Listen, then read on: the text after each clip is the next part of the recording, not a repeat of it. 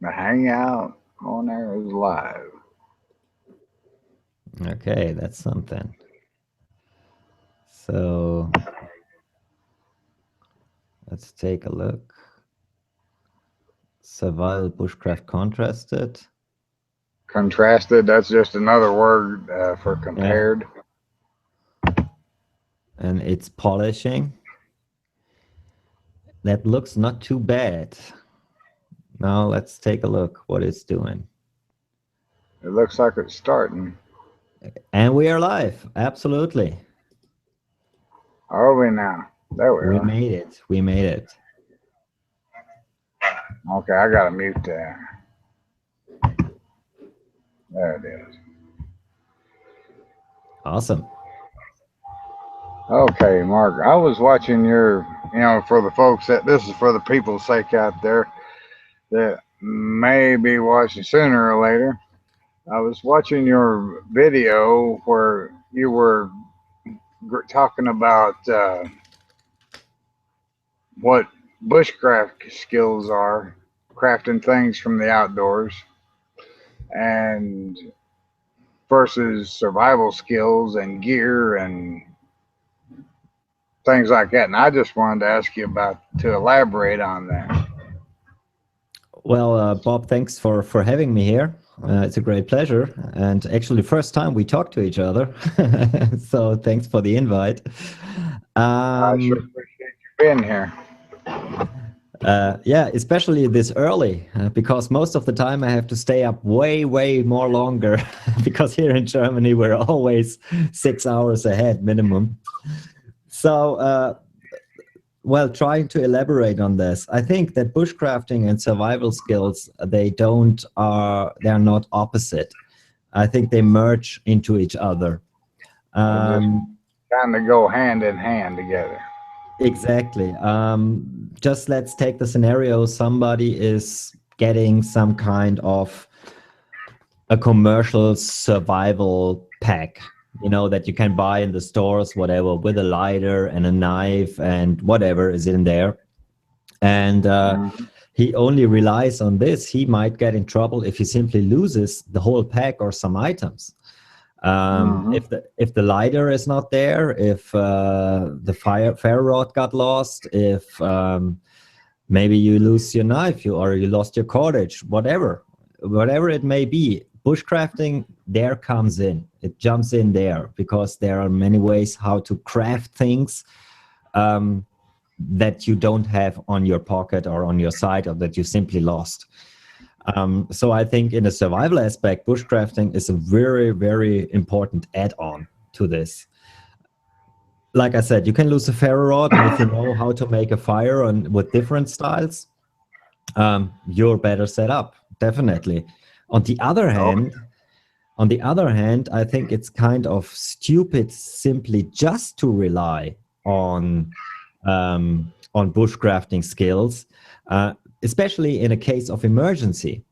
Let's say you're dropped in the water, you're submerged into cold water, you have to get out there, you have to avoid hypothermia, and then actually saying, well, I got here some sticks and some cordage, and now I will start to make a bow drill. If you're freezing to death, this will happen with a lighter way quicker, or a ferro rod, than with a bow drill.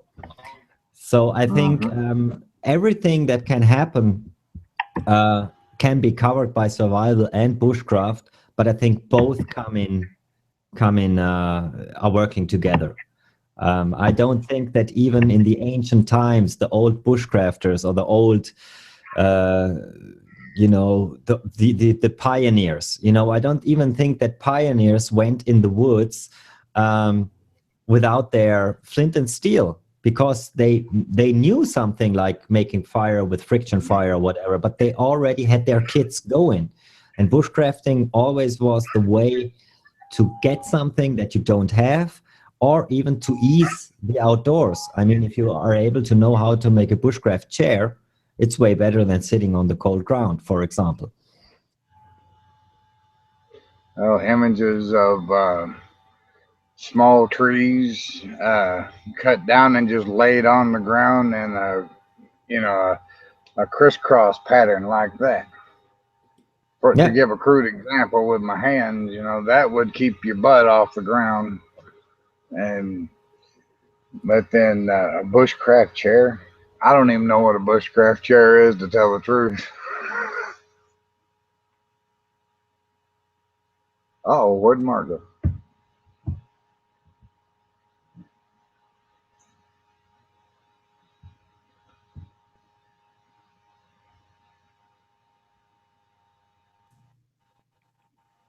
Sorry, I'm back. I just There got you kicked for some reason. It wasn't me. Those little things happen with Google. Yeah, definitely. But I was saying that while just a few seconds ago, I didn't even notice that you were gone. And then I was saying that even whenever you're talking about a bushcraft chair or something to keep you off of the ground, uh, images of small trees about so big around cut down to lengths of maybe 2 feet or so, and then laid in a crisscross pattern like that would be enough to keep your backside off the ground. Definitely. I mean, this is therein comes the difference. Like, I mean, for my person, I don't carry. I see many people going out camping or whatever they do in the woods, and they carry an extra chair with them. For me, if I'm doing hiking, this is unnecessary weight. But if somebody can carry it, go for it. No, if somebody carries a tripod chair and you don't mind the weight, go for it. No doubt about that. But I think these are so-called modern luxury problems on which you can seriously discuss if needed or not. But there are some things where I think you shall not have to discuss it, like, for example, a first aid kit. I mean, bushcrafting also involves medicinal plants, you know. It also involves how to work with injuries. For example, if you have a broken bone, getting some sticks and fixing that, for example. There are so many things that are tasks that are absolutely related to survival tasks too. The problem Oh I yeah. have, the problem I have is that people simply think that only having these skills is enough. Uh, To practice the skills, and people that have themselves a book on wild plants and they never go out and put that knowledge to use, they're likely to poison themselves with a toxic variation of the plant that they're looking for. Absolutely. I just in May I took a course in wild edibles, and it was 2 days, very intense and all that stuff. And I have to be honest, if I go now in the woods, just the difference between spring and fall, it is crazy. And some Uh-huh. plants even don't grow in or not are not easy to identify in spring in fall because they look different in spring. And I just came back after going out now several days. I figured out that from all the 10 plants that I learned or that were taught me, I'm just able to identify now, about 6 months later, three very sure, you know. The rest of the seven other plants, I'm not really sure right now because they changed. So I don't even mind people who are very much experts in edible plants or who are experts in crafting your own stuff, even for first aid. I don't mind this. Where I have a problem with is that people think that this is a smart way just to rely on, because I think some of these people never encountered situations where they didn't have the time, the access, or the resources to get to these plants. Like I said, an arterial bleeding, do you really have the time to run around and find something that will stop the pressure, the blood spilling out? Do you really want to put your life on the line by getting an infection and all the other stuff? I mean, Mhm. there I think bushcrafting survival is the last option. I was just trying to picture it in my head, someone with a artery an injured artery to the leg or the arm or even the wrist, running around and trying to find something to cut off the circulation for a tourniquet. But here is a tip that I learned. I It was purely by accident. It was instinct. I don't really know what the hell it was that made me do this, but it worked. My my smallest finger, it was cut on the outside, and I don't really believe you'd be able to see the scar. Uh, yeah, it was this finger here. I had punched through a window, a glass window, and that finger was just basically filleted Yeah. down through here, and it was bleeding badly. I doubled up my fist and I put it under my arm and I squeezed down. And if you do this right now and then slowly let off, you can feel the blood start to rush back up Yeah. into your fingertips. There, Yeah. those veins right there in the other underside of the arm, just double the fist up and squeeze down hard with that arm that I'm holding up. Squeeze down hard with this arm, and it will cut that circulation off. Absolutely. And But therefore, you are like this. Now imagine running around in the woods and looking for some vines or even taking off your t-shirt to make a tourniquet or to stop the bleeding on your finger. What uh-huh. is it? Way better to go like this to your first aid kit, rip it open, and using that what you have there, sterile and right in your hand, without even, if you have a bleeding that is pumping the blood out, your blood pressure drops. This is something where you don't want to get up, stand up, and walk in the woods. If you're standing up, moving around, and you're bleeding out, you're going to pass out sooner or later. Exactly, and I had an experience when I was a Boy Scout where a fellow scout of mine, he was 30 meters in the woods and cutting wood with a saw, and for whatever reason, he was cutting himself so bad in the arm that we just heard him screaming, and he passed out within 1 minute. Yeah. And Shot. he had a serious bleeding. So no way that this guy would have been able to do something like walking around and looking for a nice stick to do this. In this case, we grabbed our first aid kits, we did everything we could, put his legs up so that the blood runs back to his head, and all that first aid stuff. Like I said, if you're in a bad scenario where you literally lost everything, your first aid kit and anything else, of course, it is very important to get alternatives. No doubt about that, because this is the last option. This is where the bushcrafting skills come in. Exactly. This is where the bushcrafting skills come in. Like I said, many people think I buy me a survival kit where everything is inside, but if these items are missing, bushcrafting comes in, because it's like, you lost your ferro rod, man, there are different options to get a fire. But and that's the other thing, everybody who has done a bow drill, a friction fire, even flint and steel, whatever you might call it, or even with a Fresnel lens, the preparation and the time it takes to do this is rising like crazy. I mean, and many people in the videos, they say, oh, I'm going to show you now how to make a bow drill, and they pick up their off the package their bow drill set, and they start doing it, and within 5 minutes they got fire. Well, if you already have a bow drill set where you know that it works for you, it's a total different thing to build a bow drill set, to find the right woods, to find the right cordage, to be in the condition to do this. I mean, everybody who's showing a video like this, after 5 minutes, these people are pumping by breath. It's like, it's really exhausting. And I hate bow drills. I hate them because they are so exhausting. I cannot start a fire with a bow drill. I don't care if it was handcrafted by Cody Lundeen himself.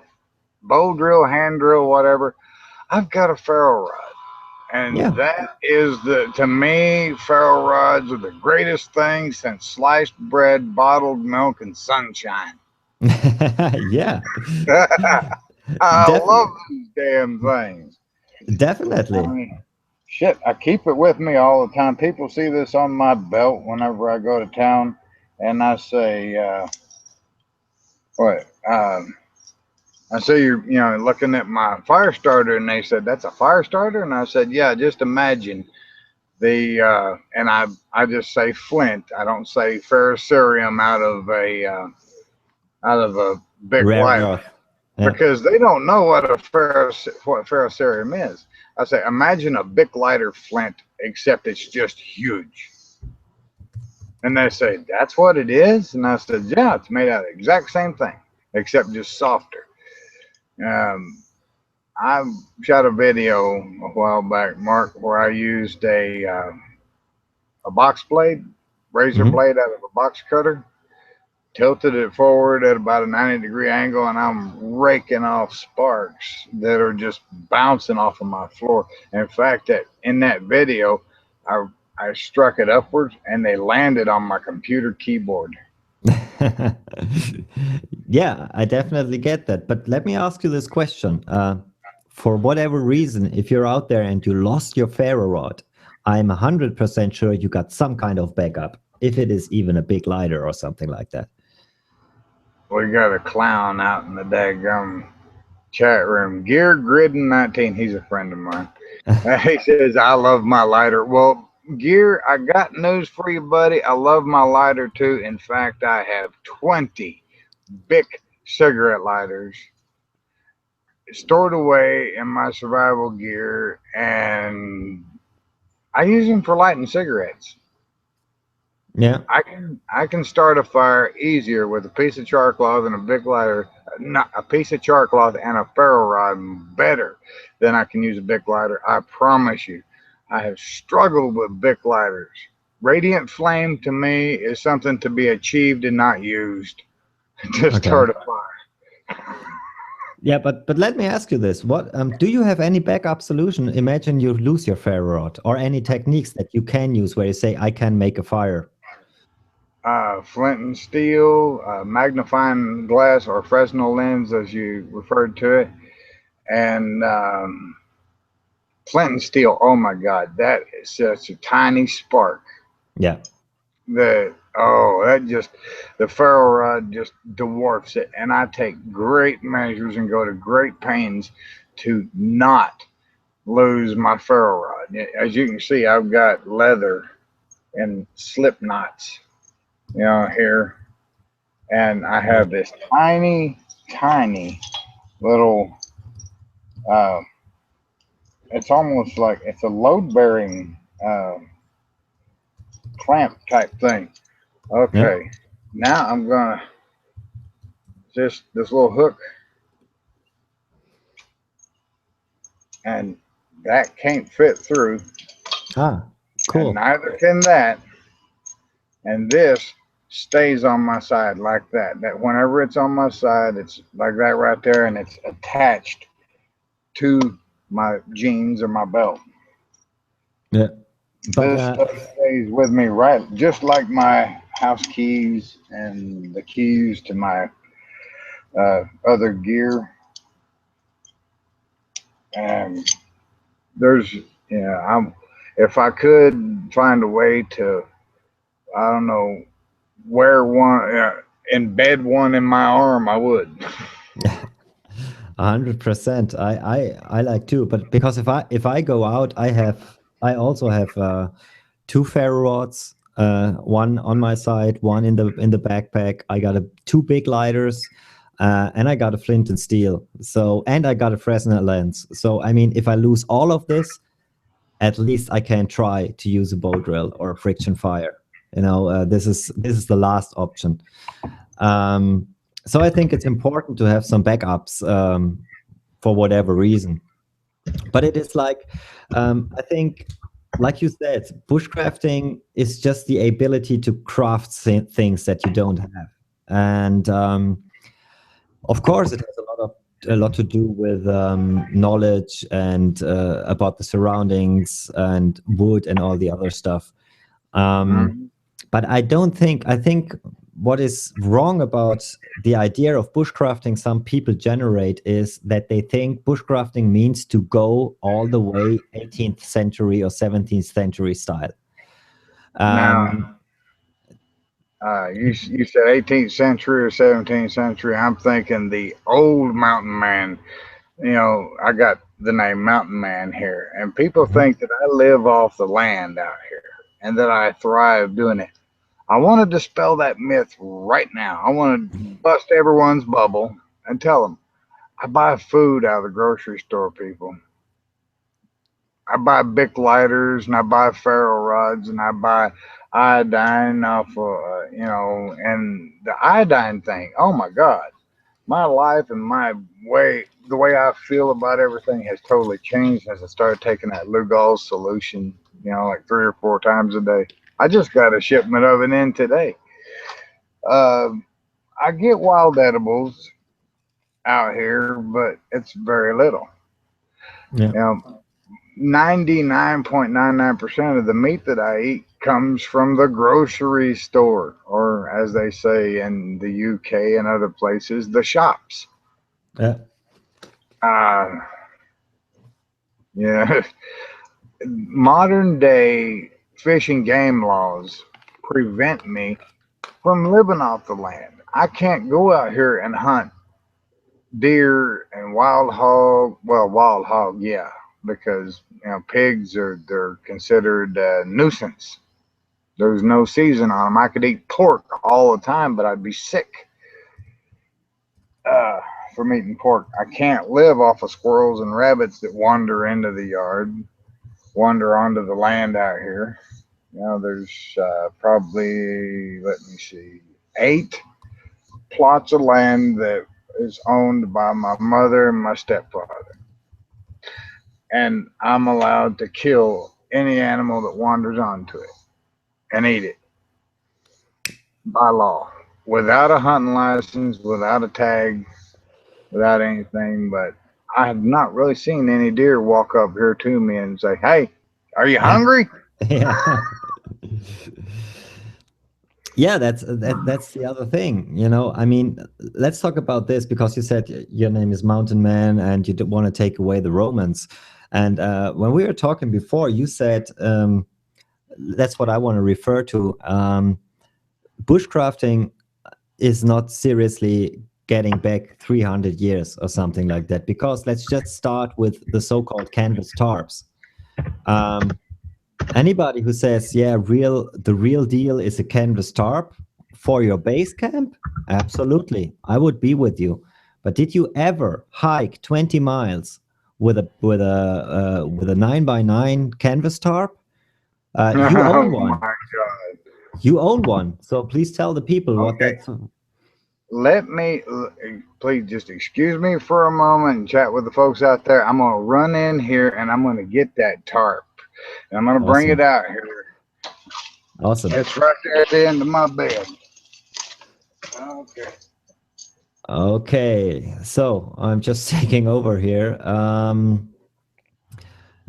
Well, Hunts for Food is asking me, what would you pay for how much would you pay for a good bushcrafting knife? Oh my gosh, this is a question I really can't answer you, because in the end, the knife that fits your needs is the best knife you can have.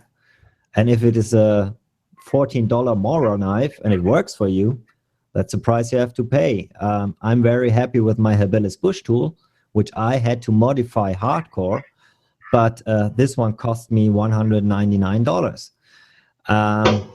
I think there is no price tag that somebody can put out here. Okay, here comes the tarp. Okay, I had to get my tobacco and my coffee. But let's see, expand this all out. All right, move, little bear. Okay, let's bring this down, pull this up. This is a 6x8. Okay. and it says it's 12 ounces. Ha ha ha ha ha. 12 ounces, my ass. This is GI. All right. Bring this down to a manageable size to pack in a pack. This alone, I would say, is right about 10, maybe 15 pounds. 6 by 8. 6 by 8, Okay. exactly. Look here. See Yeah, that? 6 by 8. yeah. Water resistant. Maybe it is This 12. is genuine military issue. And this some bitch right here is gonna pack some damn weight in your kit or your backpack or whatever. And it ain't really that big. You know, Yeah, there's corner number one, there's corner number two, and it'll make a big enough shelter for maybe for one person definitely, maybe two if you're huddled together. yeah, And these things are freaking heavy. yeah, Unless you want a hoss of a human being, you're gonna have. Let's see, you're gonna have your tarp.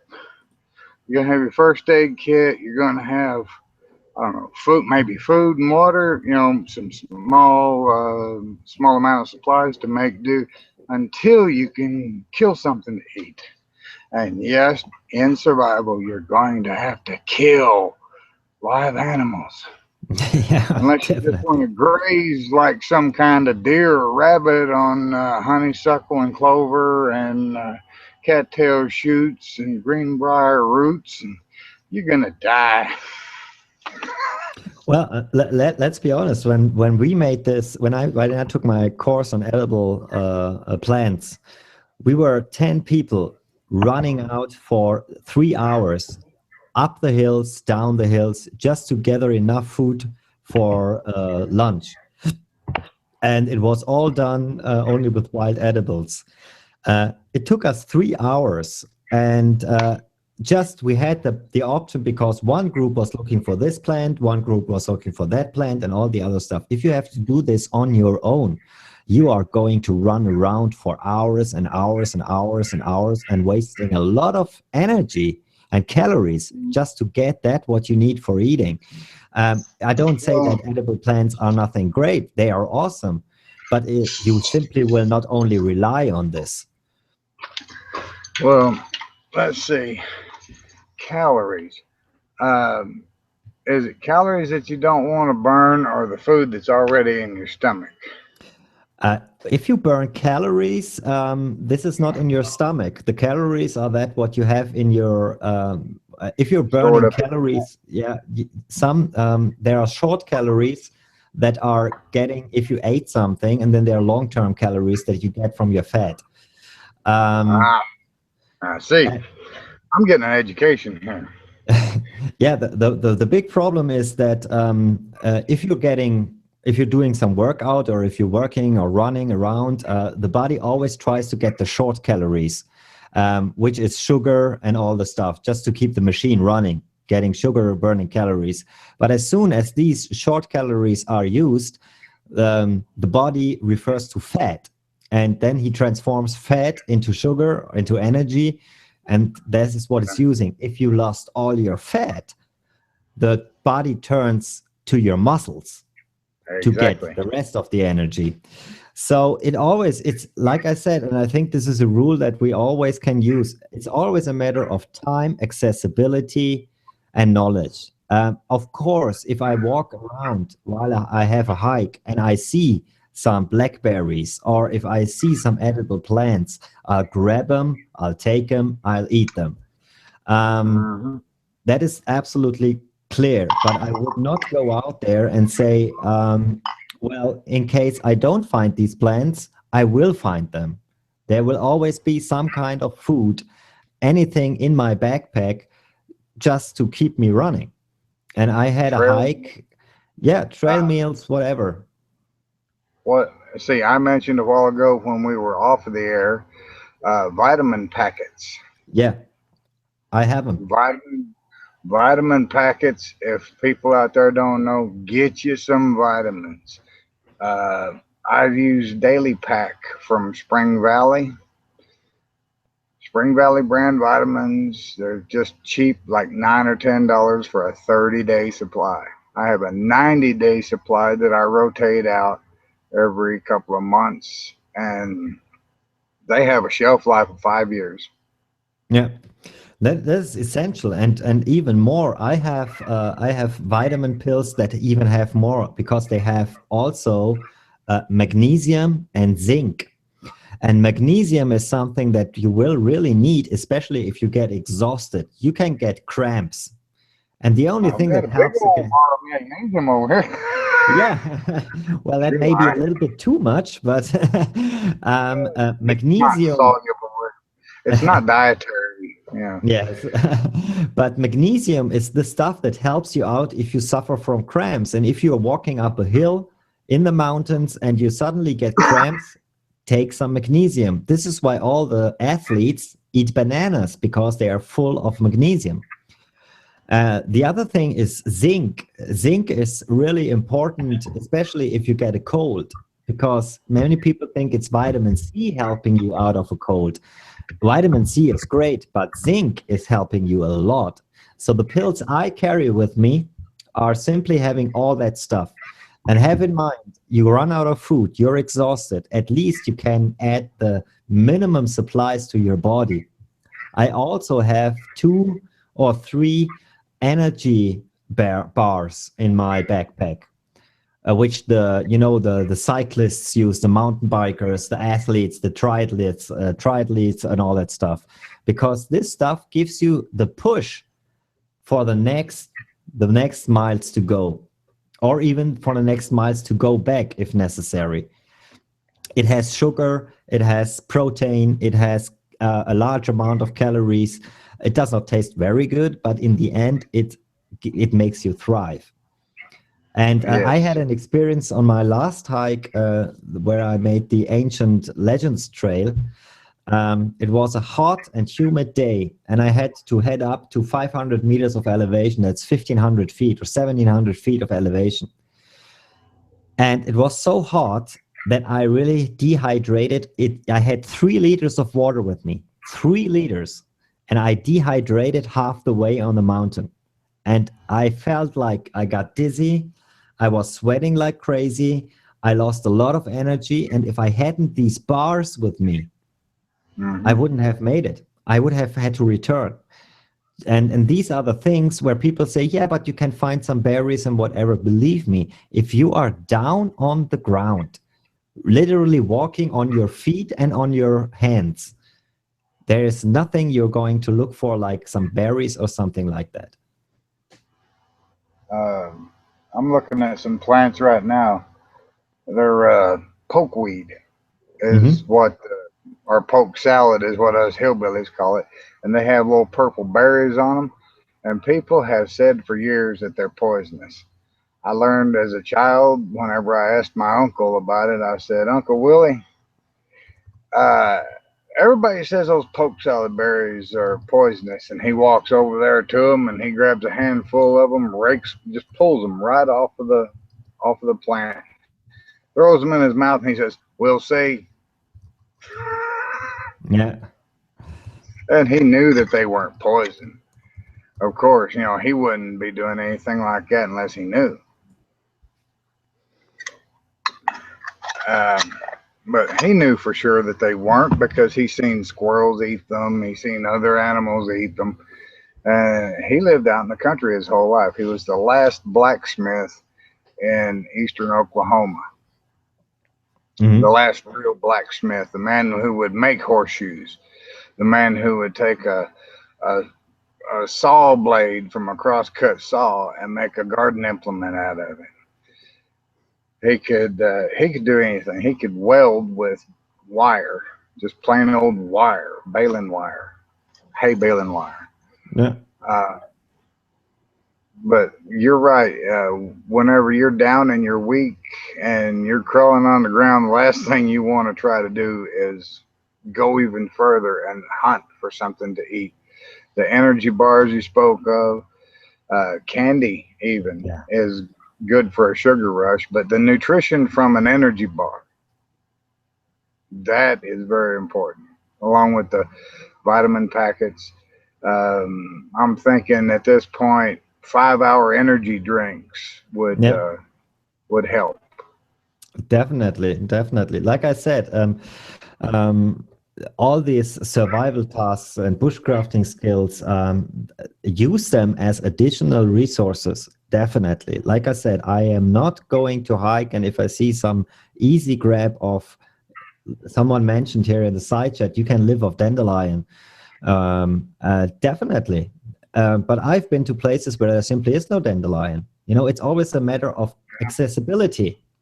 I've Yeah. been in the Alps, on about, wow, let's say that is 3,000 meters, which is about 11,000 feet. Holy cow! Up there, the vegetation simply is gone. There is some good vegetation with edible plants, but they are up the hills, somewhere about miles up the hills, and this is, like I said, it is very important, in my opinion, to learn all the skills you can get. But the skills will not save you if you simply don't have the time, the access, or the knowledge. That's it. Time and access. This is the in my opinion, the most important thing. Uh, and yeah, many people seem to forget about that. Have enough. My motto is have enough supplies to get you there Yeah. and sustain you while you look for food, while you look for a water source. I have two-quart canteens. That's 1 gallon of water in collapsible rubber canteens. Hmm. Of course, it's military issue. It's GI all the way. And shoot, I've got a duffel bag with straps on it like a backpack. And Hmm. that thing's going to be loaded down with about 80, 95 pounds of gear. And I could probably go at a slow march, a hiking pace forever. I'm a tough old bastard. Yeah. But I smoke cigarettes. I'm not going to be running. And not No. unless something gets after me, and then I'm only going to run so far before I turn around and draw my weapon and kill it. Yeah, and here comes in the next thing, because I'm glad you talk about running. If you take a look at these survival shows on TV, and now let's talk about Bear Grylls. This guy is No, yeah, he's running all day long, and he's doing this for the show. But the problem is, people actually think that you have to run to get out of the survival situation. Running is, in my opinion, and I'm just saying, in my opinion, unless you're not getting chased, yeah, it's the worst thing to do. Running makes you losing a way more amount of energy and water, and you simply can twist an angle, fall down, getting exhausted, all the other stuff. I would never, ever suggest anyone to start running. It is simply not healthy. And this is the problem when people see shows like that, um, just to say, oh, yeah, this is the way to go. Because he says, I got to get down here. I got to get down from the mountain as fast as possible. Yeah, you got to get down there. But don't run down the hills. This is where the mountain rescue in Germany is getting his. This is why they have a job, because people start running down the hills and breaking their legs and twisting their ankles. Um, yeah, we got to be very careful about those shows, because they sometimes really show stupid stuff. little bear, what are you doing? Go lay down somewhere. Oh, yep, this is real life, folks. My silly dog. He's a ham, as they say in Hollywood. What are you doing? What are you doing? Are you interrupted? Are you on an attention break from chasing deer? Get out of here. Go on, you big moose. But yeah, and another thing about this Bear Grylls character, I gotta bring this up. I got to drinking his own pee. Really? Really? Taking a big old grub, a big old what witchetty grub or whatever, and chewing it up and getting all nasty. He's doing all this dramatic stuff, drinking blood. How many times has that man been in the hospital? Has had to go to hospital over parasites Yeah, in his intestinal tract. yeah. That's Give what they're me not a talking break. about. There's an interesting article where they interviewed Cody Landine, and he said what they do not mention is that after our shows, I had to stay sometimes, for example, when he was in Romania, he had to stay 14 days in hospital Mm-hmm. because he was so exhausted and all the other stuff. And all this is what people do not mention. And like I said, what I don't get, if you know, Bear Grylls, this guy is able to make a fire within 5 minutes, but he eats raw snakes. I mean, if Ah, you want to have salmonella, eat a raw snake. I'm sorry, eat a raw well, snake, and you will have salmonella. there are certain diseases that reptiles contract that can be transmitted to humans by way of eating them. And it's, I don't know about salmonella, that's more or less confined to poultry, but yeah, it's not very smart. If I was to kill a snake, and I have killed snakes right here on YouTube, I got a video of me cutting the head. I'm holding the snake in one hand and cutting his head off with the other. And 3 days later, when the weather faired up, I come out here and cooked it. Yeah, I cook it. gutted it. I pan fried it right there in olive oil. Pan fried. Let's see. Pan fried copperhead snake and coffee with the mountain man. I cooked it. I skinned it. I left the skin on, and I just killed it and took it inside and threw it in the freezer for 3 days. Brought it outside, split it open while it was half frozen. Uh, Took the guts out of it, pulled the skin off of it, cut it up, put it in the frying pan with some olive oil, cooked it and ate it right there on video. Yeah, yeah. And the reason, therefore, is if you can cook it, cook it. Period. You know, that's it. I mean, eating something raw, that is the last option, the absolute last option, and it's a dangerous one. I agree. It is. There are people talk about eating raw fish out of a stream or a creek. Do these people know about aquatic worms? Yes. They can be spotted in the fins of Yeah. that fish in the form of a tiny little white speck. Yeah.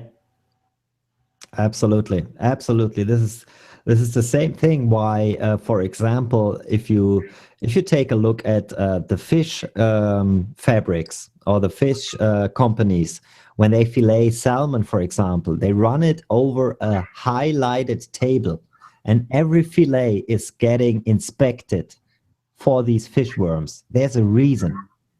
And this is it. I mean, this let's talk, don't let's go into these survival shows, but it is like survival always is the last option, and bushcrafting always, in my opinion, is an additional great task as a last option, or to make it easier. I mean, to be honest, if I have the time, I love to make me a raised bed.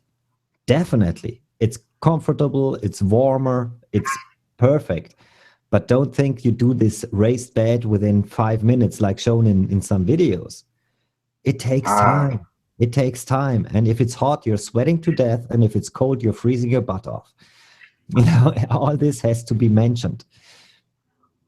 well, out here in the external chat, Shaker HP brings up something about poisonous snakes versus a constrictor.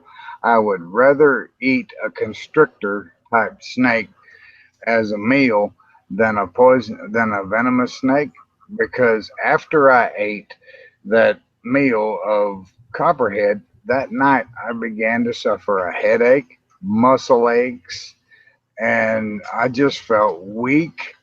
And I called up a buddy of mine, told him what I did, and he said, "Do you don't eat venomous snakes on a regular basis, do you?" And I said, "No, this was the first time in a long time." And He said that's the reason why you're hurting, because that snake has venom that it injects into its food and then it eats that animal that it bit. Its Oh, poison is part of its flesh. You ate its flesh. You're not accustomed to the toxins. So now you're suffering. And you wow. will for about 3 days. And he was right. Wow, that is a very good information, and I didn't know that, but it makes sense. You know, if they kill the animals with their poison and then they eat the animals, that poison will be in very large amount, very small amounts in their own body. And if you're not Mhm. used to it, you will feel it. Very, very good information. Oh, that's wow. I learned now. Now I learned something, really. Of course, we don't have poisonous snakes here in Germany, or just very, very harmless poisonous snakes. But this is wow. Yeah. But you know, guys, listen to this guy. He did it and he had 3 bad days. Mhm. It took 3 days for that venom to work its way out of my system. Uh, Incredible. Incredible. Yeah, that is yeah, and well, there are so many things you can talk about survival versus bushcraft and so on. We were talking about this first aid kit off air, and I I I simply think a first aid kit is even before you think about buying a decent knife for 50 or $100. Think about investing some money in a good thought first aid kit. I mean, exactly. you know, you'd rather go out with a little Swiss Army knife and a good first aid kit than with a hardcore $200 knife and nothing like a first aid kit, because the knife is what brings in the danger, you know? Yeah. I was looking out here at some of the side chat. Gear Grid 19 said that the snakes in Germany wear white coats. I don't know what that means, but apparently he does. Or uh, I don't know white what he coat. means. I don't know what he means, but no, we simply have very harmless snakes. They're maybe it's uh, like in Jace, Brazil. he says, don't they inhabit the government like here? And badges. Let's see. Oh boy. Asa J is out there in the external chat. Saw a pretty good sized copperhead yesterday on the trail. My girlfriend would have walked right over it. If she would have walked right over it, I'm thinking that if she would have got bit, depends on if she had shoes on or not, or short pants, or you know whatever attire she was wearing. Sheesh, that right there, that's nothing to laugh about. I've seen people get bit by copperheads, and those things have a nasty, nasty bite. I posted it on everything you wanted to know about copperheads but were afraid to ask. It's in the list of things I posted on Google Plus, Oh, and it okay. has some very nasty pictures of people that got snake bit. Yeah, because it's eating up the flesh, isn't it? It has hemolytic venom, Yeah. and it does destroy tissue and it destroys blood cells. And most times, sometimes people have to have fingers and limbs amputated. Oh gosh. This is another thing. I mean, before you go out there, you should really inform yourself on, for example, are there venomous animals out there, and do you have an antidote? I think all the guys here, like you in the States, if you know you have copperheads around or rattlesnakes or whatever, I would highly recommend to get some antidotes. And then the most important is you have to learn how to identify this snake, because if you get bitten by it and you don't know what has bitten you and you make it to hospital, they have just to make an educated guess. Did you know that snakes cannot stand cedar? No. Cedar trees repulse. You'll never see a snake raiding a blue jay nest in a cedar tree or any other bird nest that's built in a cedar tree. Okay, and do you know why that is the case? The cedar is so astringent, so strong, and so noxious to the snake that they just can't stand it. It burns their skin. The sap burns their skin. Well, over here in the States, they sell cedar shavings for dog bedding because it's good to keep fleas away. Uh-huh. It kills fleas, but it has a caution on that bag. On that large bag, it has in big red letters, do not use for snake bedding. Okay. And I done a little research online, and I learned that cedar oil, and I bought some cedar oil from WF Medical on on eBay, and that's where I get a lot of my essential oils and stuff to for survival and whatever. And I buy menthol crystals there. Menthol is another thing that drives a snake absolutely mad. You know, look back behind me here, and you see a piece of corrugated tin in a circle. I Mm-hmm. threw a snake in there once, and people are going to say animal testing. I'll just say that right now, animal testing. Threw a snake in there, and I took a spray bottle with some diluted cedar oil, and I sprayed it on him, and he went berserk. He It was 3 feet long. He jumped out of that encircled tin and took off. And well, after he jumped out of it, he was just rolling on the ground, just rolling. He couldn't stand it. It was driving him crazy. He got over it and he crawled away and he never come back. So, so actually, you think that having a little bottle with cedar oil in it and spraying it around your sleeping bag maybe might protect you? That would work. Wow, interesting. So, learn I would something new. almost, I would almost guarantee it, but you got to keep it fresh. Yeah, yeah, sure. You say once Well, every 12 hours.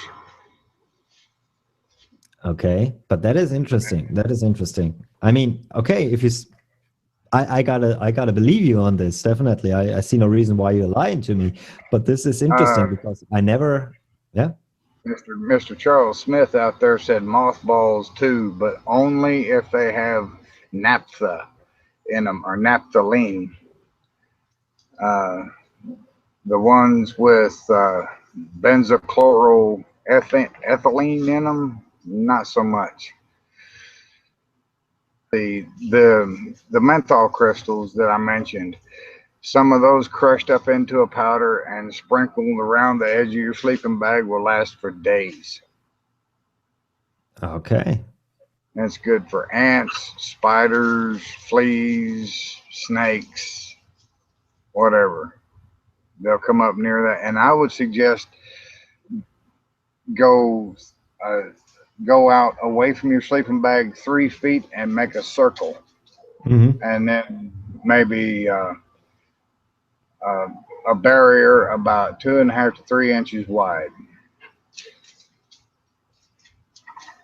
Oh, Yeah, there's one myth out there that says if you take a rope around your sleeping bag, the snakes won't crawl over it. But this is bullshit. Sorry, no, this is that is bullshit. I've seen snakes crawl over cactus. yeah. Yeah, interesting. Interesting. Uh, People could cut cedar boughs, cedar limbs, and put them on the ground and lay their sleeping bag on top of that. Oh, that's a good idea. Yeah, that's a good idea. But peel the bark. Yeah. Peel the bark, strip the bark, expose as much of that cedar limb as you can, and that would put off a very strong cedar scent. And I promise you, those critters won't be bothering that. And Uh, you will smell better too. oh yeah, it keeps away fleas. Now there's a myth that ticks. This is an American myth that ticks like to crawl up in cedar trees. only when it's raining and only until they can get to another tree. If there's nothing but cedars around and the ticks are on the ground and it starts to rain, they'll climb the tree because they don't want to stay up there in it. It's a good Exactly. insect repellent. Yeah, we have the same myth here in Germany. People think if you're walking through the woods that the ticks will fall on your head. No, ticks, they love to stay on the ground because this is where they come to the animals, you know, just grabbing their legs, then crawling up the fur and going in there. Um, I never encountered a tick falling on me. They always were crawling up on me. Yeah. Oh, there's a nice thing that Cyrus Curtin Twitcher says. Don't forget to wipe your ass gears. Yeah, I always It's carry like toilet grass. paper. I always carry toilet paper.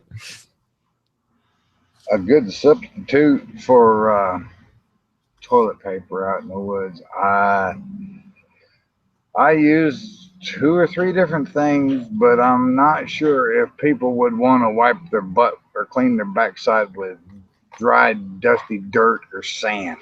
Oh,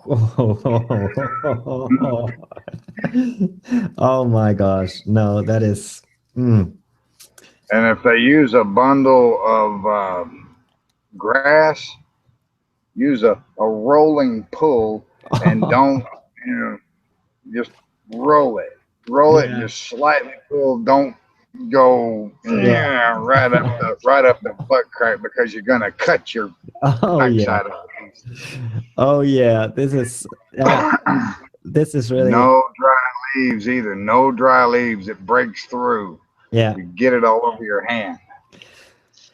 Definitely. But it's funny. It's funny. Yeah.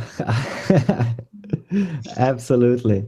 And even then, know exactly what kind of fresh leaves you're taking. You know, you don't want to do that with poison ivy, for example.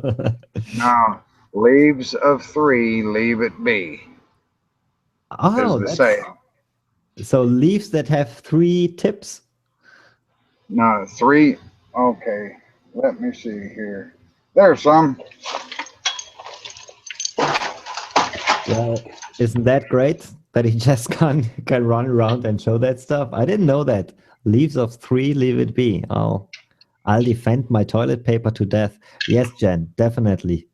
I mean that really, I agree.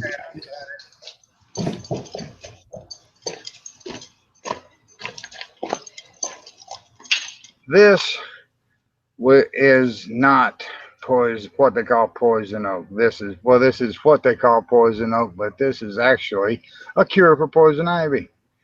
This is poison ivy. We got Okay. 5 leaves and 3 leaves. Leaves Ah, of three, leave it be. Leave it okay. alone. I'm not allergic to poison ivy, so You I can can touch pick it. it up. And this right here, when it has the flowers on it, it can be pulverized and put on a rash caused by this. Oh, isn't This that will great? not. This is a Isn't 5 leaf. Wow, that's interesting because in Germany we have edible plants that is called Gersh, and that has three. Actually, it has two and a half. You're right, yeah. That's interesting. So isn't Virginia creeper supposed to be an antidote to poison ivy? Um, this right here is. This is Virginia I don't creeper. know what Virginia creeper. Is that what you call it? And people around here try to call it poison oak. Poison oak. Well, Okay. All I'm right. not going to be getting that. But awesome. That's, I mean, some of these I roots. wouldn't do it if I thought I was going to get it. Now, if I took this and crushed it up and got the sap on my hands and then rubbed my face or wherever, I would get poison ivy. But Okay. I'm not so allergic to it that I can't touch it. You know, Okay. Okay. Well, okay, but something new. Leaves of three, leave it be. and Don't do somebody out it. there hunts for food 67 said the School of Mountain Man, awesome. Well, I know a little bit. Oh my gosh, Uh, don't do this. I know enough that I taught a city girl from, let's see, she was from Chicago. She moved to Oklahoma. She got in some trouble, and I got her out of that trouble. And I taught her everything I knew about survival at the time, and I was 17 years old. Now she has a whitewater rafting business in Upper New York State. Wow. Awesome. Awesome. I told her to leave Oklahoma and don't look back. I bought her a bus ticket and said, "Go So, get." but just to get this right, you didn't now crush the poison ivy on your hands, or? No, it wasn't the poison ivy I crushed on my hands. It was this, Ah, okay, the cool. five leaf, the Cool. 5 leaf stuff. Good. Well, this is something what I would say too. Before you really think you get out there and do something like serious survival, I mean, hey, always start in your backyard. Simple like that. Start in your backyard where you can come back and do that. One thing I always tell people: put some fishing hooks and some good fishing hooks and line in your survival kit. Always. I don't care if you're in the desert sometime or another. You might be out near a lake or a creek. Um, it, pack stuff you don't even need, but small amounts. Things. Fish hooks are lightweight. Yeah, definitely. And I showed you the fish hooks I use, true turn fish hooks. And those are, I recommend true turn fish hooks for everybody. People that can't fish will catch fish. Absolutely. I mean, fishing hooks, and then this is another thing. Many people in many survival books you read, yeah, you can make a fish hook out of a safety pin. You can make a fish hook out of some bones. Yeah, you can do that. Once again, it takes time. Second of all, there is no need if you just can pack it, because a decent fish hook will always work better than a hook made of safety pins. That's Oh yeah. That's it. I used to fish with a fish hook made of a safety pin because I wanted to know it, and that thing was bending like crazy, and I was really Mm. lucky to get that fish. And on the other hand, a fish hook can also be used to catch small game in an emergency situation. If you got some bait Oh, on it, exactly. You can make a snare out of it or a bait a hook with a berry or whatever and catch a squirrel. Make a snare like thing that's going to bring that hook up into that animal. You yeah, got a good point. fishing hook is very versatile. Fishing line and fishing hook. This is really something.